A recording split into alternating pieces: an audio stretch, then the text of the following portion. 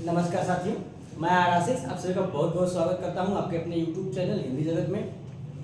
साथियों, आज जो हमारी सर्वनाम के दूसरी कार्यशाला होगी, सर्वनाम के भेदों के बारे में, उनकी संख्याओं के बारे में और प्रयोग के बारे में।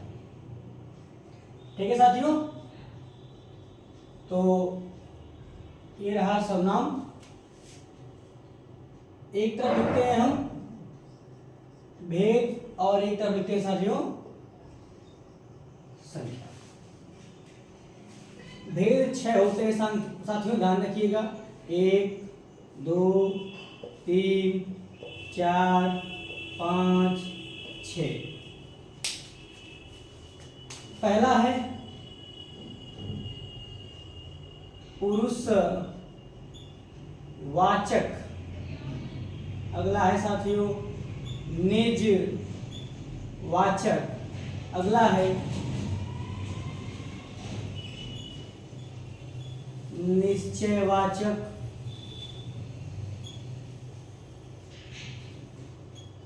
और निश्चयवाचक।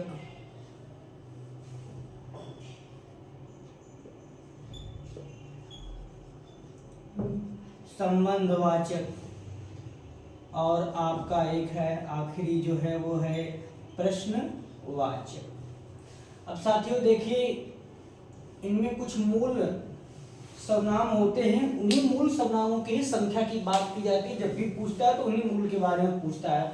पुरुषवाचक सर्वनाम में 2 सर्वनाम आते हैं, वो आता है साथियों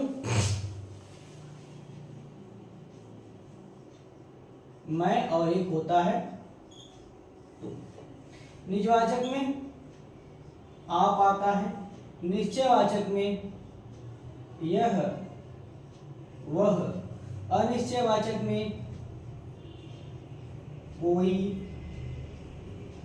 कुछ, संबंधवाचक में जो सो, और प्रश्नवाचक में साथियों ध्यान रखिएगा बिल्कुल कौन और क्या आता है। 1 2 3 4 5 6 7 8 9 10 11, ये इनकी संख्या है साथियों। तो संख्या हो गई साथियों, कुछ सर्वनाम शब्दों की जो मूल संख्या होती है वो ये 11 होती है।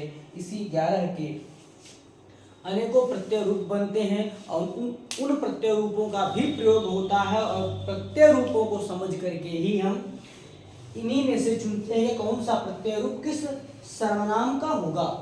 ठीक है, तो पिछली कार्यशाला में जो हमारी बात हुई थी सर्वनाम क्या होता है, ठीक है, सर्वनाम की कुछ सामान्य विशेषताओं के बारे में भी बात हुई है। आज वापस हम फिर से रिवीजन कर लेते हैं साथियों। देखिए, विशेषताओं के रूप में ये ध्यान रखिएगा कि सर्वनाम शब्द जो होता है वह संज्ञा शब्दों के बदले प्रयुक्त होता है। सर्वनाम शब्द हमेशा जब भी प्रयोग होगा तो किसी न किसी संज्ञा शब्द के बदले में ही प्रयोग होगा, या संज्ञा शब्द के लिए ही प्रयोग होता है।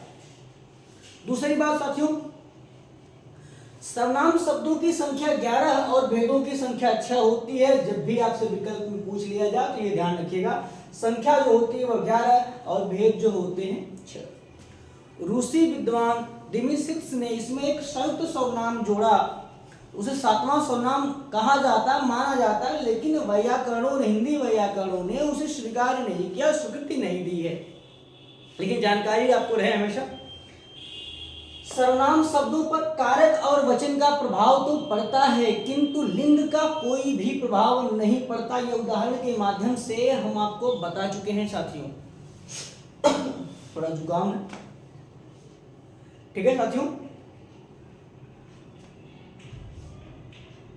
अगली विशेषता है, सर्वनाम शब्द को संज्ञा प्रतिनिधि शब्द भी कहा जाता है। कभी अगर आपसे पूछ लिया जाए कि संज्ञा प्रतिनिधि शब्द किस विकारी शब्द को कहा जाता है, तो संज्ञा प्रतिनिधि शब्द जो होता है वो सर्वनाम को कहा जाता है साथियों।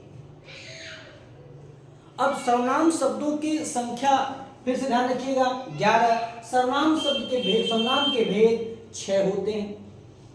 पुरुषवाचक के 2 संख्याएं हैं, निजवाचक में 1 संख्या है, निश्चयवाचक में 2 संख्या है, अनिश्चयवाचक में 2 संख्या है, संबंधवाचक में 2 और प्रश्नवाचक में भी साथियों 2 संख्या होती है। साथियों अब हम एक एक भेद की बात करेंगे। इसमें से हम बात करते हैं पहले पुरुषवाचक सर्वनाम की। यह क्या होता है, तो जरा साथियों ध्यान दीजिएगा। पहला भेद है हमारा पुरुषवाचक सर्वनाम। साथियों वह सर्वनाम शब्द जो स्त्री अथवा पुरुष के नाम के बदले प्रयुक्त होता है। वह सर्वनाम शब्द जो स्त्री अथवा पुरुष के नाम के बदले प्रयोग होता है उसे पुरुषवाचक सर्वनाम कहते हैं। जैसे अगर हमने लिख दिया वह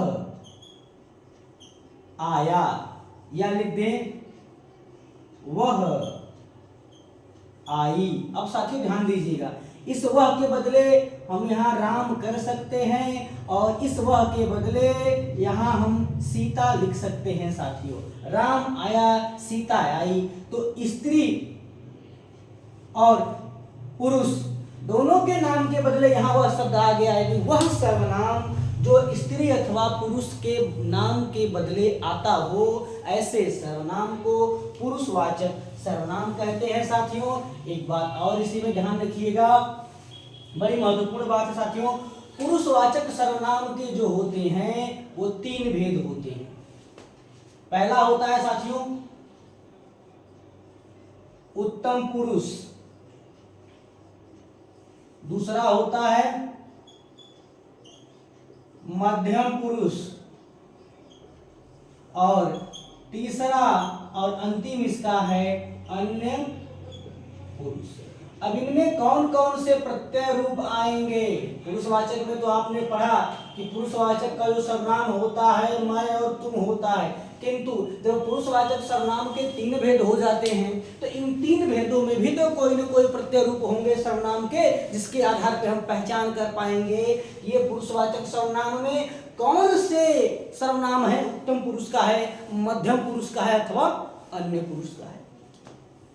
तो साथियों देखिए, अब पहले जानिए उत्तम पुरुष किसे कहेंगे। सबसे पहले तो जानने का प्रयास करिए उत्तम पुरुष किसे कहेंगे। उत्तम पुरुष जो होता है साथियों वक्ता अथवा लेखक को कहा जाता है। मध्यम पुरुष श्रोता अथवा पाठक को कहा जाता है, और अन्य पुरुष जो होता है साथियों वह विषय होता है। क्या होता है? विषय होता है। अब उत्तम पुरुष के अंतर्गत कौन कौन से प्रत्यय रूप आएंगे ध्यान दीजिएगा साथियों, जान लीजिए आसानी से। उत्तम, मध्यम और अन्य, इनमें कौन कौन से आएंगे? उत्तम पुरुष में साथियों मैं और मैं का पर रूप चलता है। मैं बहुवचन इसका हम, मेरा, हमारा, मुझे, मुझको, मुझे, ठीक साथियों, आदि, आदि। अब साथियों मध्यम पुरुष में श्रोता कौन होगा? तू होगा, तुम होगा, आप होगा। यह आप निजवाचक का आप नहीं है साथियों, ठीक है। तेरा होगा, तुम्हारा होगा, आदि जो है वह इसमें चलते हैं। अन्य पुरुष में वह पुरुष के लिए भी स्त्री के लिए भी वह, उसका, उनका, वे, ये आदि से। अब जरा इसे समझने का प्रयास करिए कि ये होता क्या एक्चुअल में है साथियों। पुरुषवाचक सर्वनाम में दो सर्वनाम होते हैं, मैं और तुम, ठीक है। पुरुषवाचक सर्वनाम होता क्या है? वह सर्वनाम शब्द जो स्त्री अथवा पुरुष के नाम के बदले प्रयुक्त होता है। वह सर्वनाम जो स्त्री अथवा पुरुष के नाम के बदले प्रयुक्त होता है उसे हम कहते हैं पुरुषवाचक सर्वनाम। जैसे वह आया, अब हमने वह के स्थान पे लगा राम आया, या कहें राम आया के स्थान पे हम कह सकते हैं वह आया। ठीक है, वह आई के स्थान पे हम कह सकते हैं सीता आई, या सीता आई के स्थान पे कह सकते हैं वह आई। तो राम और सीता के बदले हमने वह शब्द का इस्तेमाल कर लिया, तो वह क्या हो गया, पुरुषवाचक सर्वनाम हो गया। ठीक है, अब कह रहा कि पुरुषवाचक सर्वनाम भी 3 प्रकार के हैं। ठीक है, पुरुषवाचक सर्वनाम भी 3 प्रकार के हैं। पहला है उत्तम पुरुष, दूसरा है मध्यम पुरुष और तीसरा है अन्य पुरुष। उत्तम पुरुष वक्ता या लेखक होता है। तब ध्यान दीजिएगा बिल्कुल इस पॉइंट पर, वक्ता या लेखक, यानी वह सर्वनाम में उत्तम पुरुष उसे कहा जाता है जो अपनी बात कहता है, जो बात को प्रस्तुत करता है अथवा जो लिख रहा है। अब देखिए, मैं यहां क्या कर रहा हूं, मैं बात बता रहा हूं, समझा रहा हूं और लिख भी रहा हूं, तो यहां मैं क्या हूं, उत्तम पुरुष हूं। और मैंने लिखा कि मैं उत्तम पुरुष के अंतर्गत जो सर्वनाम रूप चलेगा वो मैं, हम, मेरा, हमारा, मुझे आदि चलता है। तो मैं समझा रहा हूं, मैं लिख रहा हूं, मैं वक्ता भी हूं, मैं यहां पर क्या कर रहा हूं, लिख रहा हूं, तो कई लेखक भी हूं। ठीक है, अब मध्यम पुरुष वक्ता अथवा लेखक द्वारा कही अथवा लिखी गई बात को जो सुनता अथवा पढ़ता है, जो सुनता अथवा पढ़ता है। मैं जब बात करूंगा तुमसे, आपसे, ये नहीं करूंगा, मैं जब भी बात करूंगा तो आपसे, तुमसे ये से नहीं करूंगा भैया। यानी मैं जिससे बात कह रहा हूं, मैं जिनको बता रहा हूं, समझा रहा हूं, कह रहा हूं, ठीक है, वो क्या हो जाएंगे, मध्यम पुरुष में हो जाएंगे। तू, तुम, आप, तेरा, तुम्हारा, ये जो है वो। ठीक है, अब ध्यान रखिएगा, अन्य पुरुष की बात, वक्ता अथवा लेखक जिस विषय पर कहते अथवा लिखते हैं, वक्ता जिस विषय पर कह रहा हो, लेखक जिसके बारे में लिख रहा हो, ठीक है, और श्रोता जिसको सुन रहा हो अथवा पढ़ रहा हो, वही क्या होता है, अन्य पुरुष होता है। जैसे मैं अभी कहूं,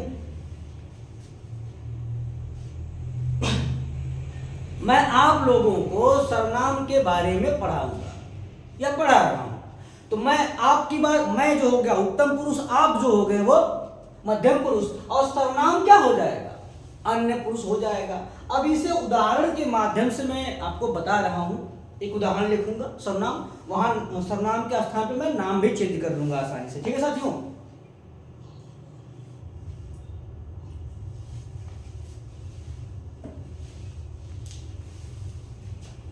अब देखिए, इसे मिटा दे रहे हैं साथियों, आप इसे नोट जरूर कर लीजिएगा। अब एक उदाहरण मैं प्रस्तुत कर रहा हूं यहां, मैंने श्याम से कहा राधा घर आई। अब देखिए, ये उदाहरण मैं आपके समझ से लिख रहा हूं, इसमें हमें तीनों को पहचान करनी कौन कौन है। अब यह बात कौन कह रहा है, मैं, यहां लिखा हुआ है, ये क्या है, उत्तम पुरुष है। क्या है साथियों, उत्तम पुरुष। श्याम से, श्याम से, या श्याम के स्थान पे मैं लिख सकता हूं तुमसे, मैंने तुमसे कहा कि राधा के स्थान पे मैं लिख सकता हूं वह। अब देख लीजिए, नाम के बदले चल रहे हैं, श्याम के बदले तुमसे, राधा के बदले तुम, और राधा के बदले वह आ गया। तो वे सर्वनाम जो किसी नाम के स्त्री अथवा पुरुष के नाम के बदले आते हैं वो पुरुषवाचक सर्वनाम कहते हैं। जब बात कहने वाला होगा तो वो उत्तम पुरुष होगा, सुनने वाला होगा वो मध्यम पुरुष होगा, और जिसके विषय में कहा जाएगा वह अन्य पुरुष होगा साथियों। तो यहाँ क्या है, श्याम क्या हो जाएगा, मध्यम पुरुष हो जाएगा, राधा क्या हो जाएगी साथियों, अन्य पुरुष हो जाएगी। ध्यान रखिएगा बिल्कुल, ठीक है। तो ये रहा हमारा पुरुषवाचक सर्वनाम, ठीक है साथियों। एक बात जरूर अवश्य ध्यान रखिएगा,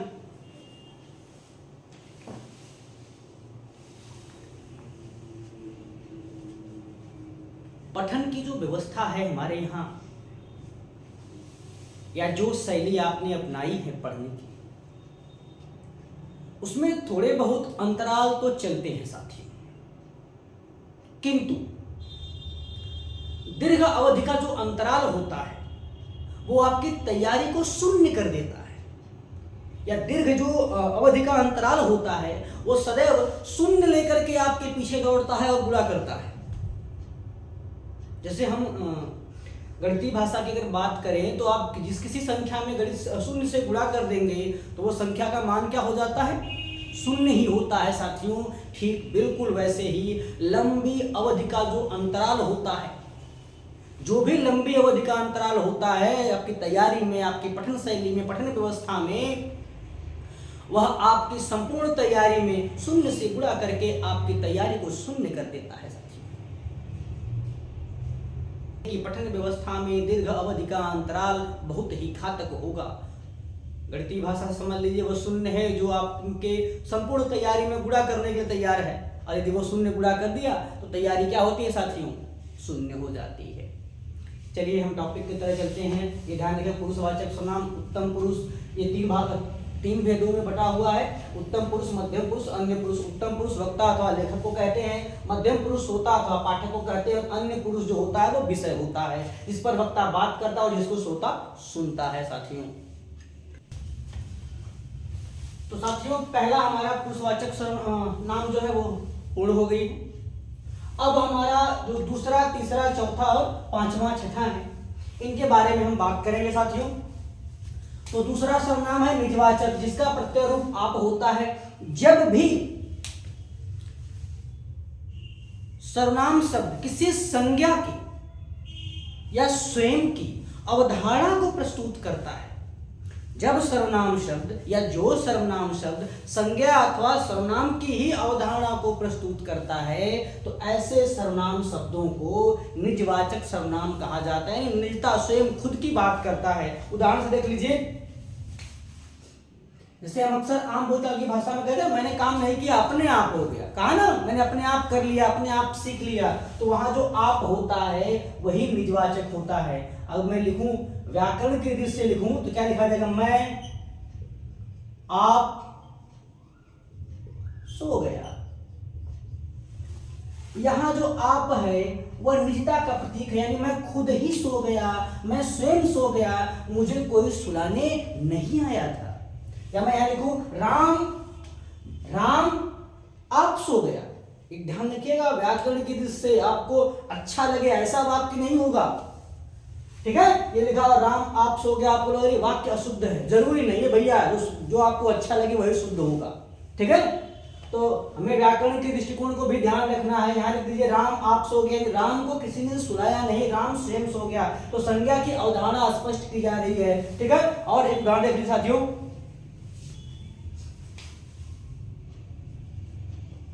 वह आप सोचने लगा। अब हम सामान्य बोलचाल की भाषा में कहते हैं ना, वह अपने आप सोचने लगा, मैं अपने आप सो गया। ये वाक्य जरा जम रहा है, जरा अच्छा लग रहा है, लेकिन व्याकरण की दृष्टि से ये ऐसे इसी रूप में आने वाला है, आपके समक्ष अगर आएगा तो इस विषय पर बिल्कुल ध्यान रखिएगा।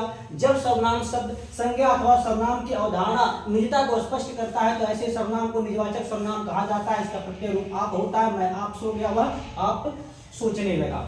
निश्चयवाचक सर्वनाम का जो प्रत्यय रूप होता है यह और वह होता है साथियों, यह और वह होता है। निश्चयवाचक सर्वनाम का जो प्रत्यय रूप यह वह होता है, इसे संकेतवाचक सर्वनाम भी कहा जाता है साथियों। ध्यान रखिएगा, यह संकेत करता है, बताता है। ये क्या करता है, संकेत करता है, बताता है। यानी जो सर्वनाम शब्द संज्ञा अथवा सर्वनाम की पास अथवा दूर की स्थिति को प्रकट करता है, पास अथवा दूर की स्थिति को प्रकट करता है, ऐसे सर्वनाम शब्दों को निश्चयवाचक सर्वनाम कहा जाता है। इसे संकेतवाचक भी कहा जाता है साथियों। उदाहरण से देख लीजिए,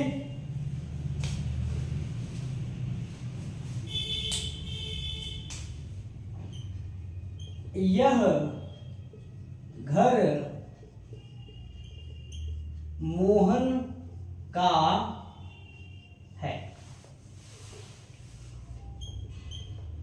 वह राम बैठा है।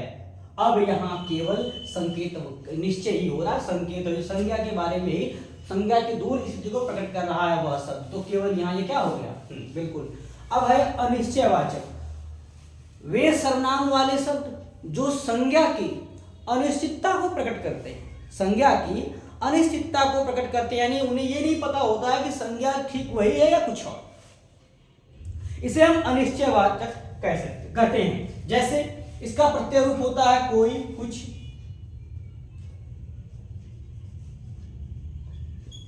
कोई भाग रहा है। अब पता नहीं चल रहा कौन भाग रहा है, अनिश्चय हो गया, देखिएगा अनिश्चितता प्रकट हो गई, पता नहीं चल रहा कौन भाग रहा है। दूसरा उदाहरण, कुछ लोग आए हैं, कुछ लोग आए हैं साथियों की जो बात कर रहा है, कुछ लोग आए हैं, तो यहाँ लोग तो हैं लेकिन कुछ है, यहाँ भी बात पूरी स्पष्ट नहीं हो रही है। तो कोई और कुछ जब संज्ञा के विषय में बात करते हैं और संज्ञा की अनिश्चितता को प्रकट करते हैं, तो ऐसे सर्वनाम जब होंगे क्या होंगे, अनिश्चयवाचक के रूप में कहे जाते हैं, पढ़े जाते हैं। संबंधवाचक सर्वनाम, जब एक संज्ञा का दूसरी संज्ञा से या एक सर्वनाम का दूसरे सर्वनाम से कोई सर्वनाम उन्हें जोड़ता है, तो ऐसे सर्वनाम को हम संबंधवाचक सर्वनाम कहते हैं। यह जो और सो होता है, इसके भी रूप होते हैं, जो, जैसा, वैसा, सो, तैसा इत्यादि के रूप में ये चलता है साथियों, ठीक है। तो जरा विशेष रूप से ध्यान दीजिएगा, जो सर्वनाम वाक्य के किसी दूसरे सर्वनाम से संबंध स्थापित करे उसे हम कहते हैं संबंधवाचक सर्वनाम। उदाहरण से देख लीजिएगा, वह कौन है जो नहीं आया, वह कौन है जो नहीं आया। अब ये जो शब्द क्या कर रहा है, जोड़ रहा है वह और कौन को, दोनों को आपस में, ठीक है। अगला देखिए, एक बड़ा चर्चित उदाहरण चलता है, पूछा जाता है, जो जैसा करेगा वैसा भरेगा, या जैसी करनी वैसी भरनी, ये सभी जो उदाहरण हैं साथियों वो संबंधवाचक सर्वनाम के हैं। जो, सो, जैसा, वैसा यदि वाक्य में आ जाए और पूछा जाए कि वाक्य में सर्वनाम कौन सा, तो सीधे सीधे बता देगा भैया कि संबंधवाचक है। किंतु अगर अंडरलाइन कर दे, जैसे अब यहाँ कौन को अंडरलाइन करके पूछे कि रेखांकित पद में कौन सा सर्वनाम है, तो भैया तुरंत कौन प्रश्न पूछ रहा है, प्रश्नवाचक सर्वनाम हो जाएगा। अब यदि वह यहाँ वह को कर दे और रेखांकित पद में कौन सा सर्वनाम है, तो वह कौन है, राम कौन है, श्याम कौन है, यानी कौन राम नहीं आया है, कौन श्याम नहीं आया है, ठीक है। तो ये क्या हो जाएगा, पुरुषवाचक सर्वनाम हो जाएगा अगर रेखांकित करेगा तब। और अंतिम हमारा है प्रश्नवाचक सर्वनाम, कौन, क्या। जब सर्वनाम शब्द, यानी जो सर्वनाम शब्द प्रश्न पूछने का कार्य करता है, ठीक है, प्रश्न पूछने का कार्य करता है, ऐसे सर्वनाम को प्रश्नवाचक सर्वनाम कहा जाता है साथियों। इसके प्रत्यय रूप कौन और क्या होते हैं, उदाहरण से इसे भी हम देख लेते हैं साथियों।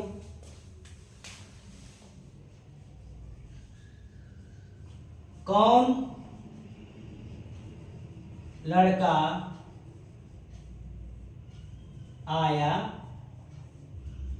है, कौन लड़का आया है, तो यहाँ कौन शब्द क्या प्रश्न पूछ रहा है साथियों, तो इसलिए क्या हो जाएगा, प्रश्नवाचक सर्वनाम हो जाएगा। और दूसरा है,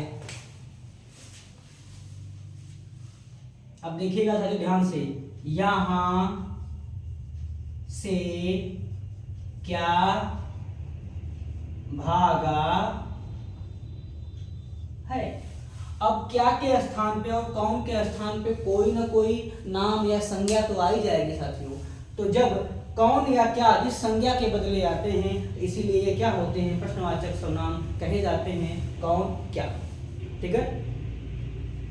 तो ये हो गए हमारे सर्वनाम साथियों। एक विशेष बात है, ध्यान रखिएगा, याद करने का तरीका आपको हम बता दे रहे हैं।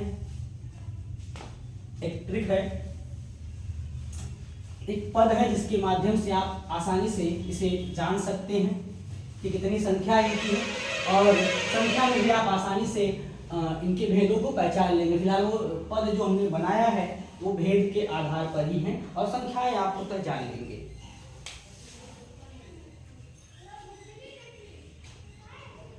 किसी पुरुष से निज संबंध, किसी पुरुष से निज संबंध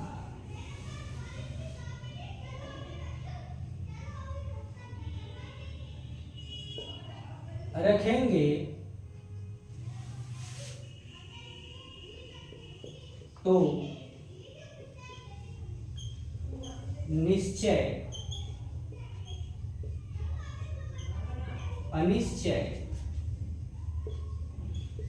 प्रश्न उठेंगे।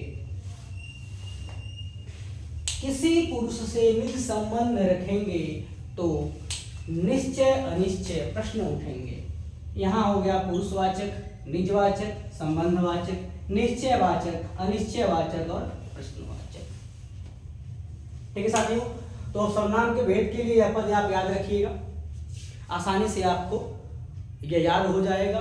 और पुरुषवाचक में दो होते हैं, मैं, हम। निजवाचक में केवल आप होता है। संबंधवाचक में दो होते हैं, जो, सो। निश्चयवाचक में यह वह। अनिश्चयवाचक में कोई कुछ। और प्रश्नवाचक में कौन क्या होता है। तो आज यह कार्यशाला आपकी सर्वनाम की समाप्त हो गई साथियों।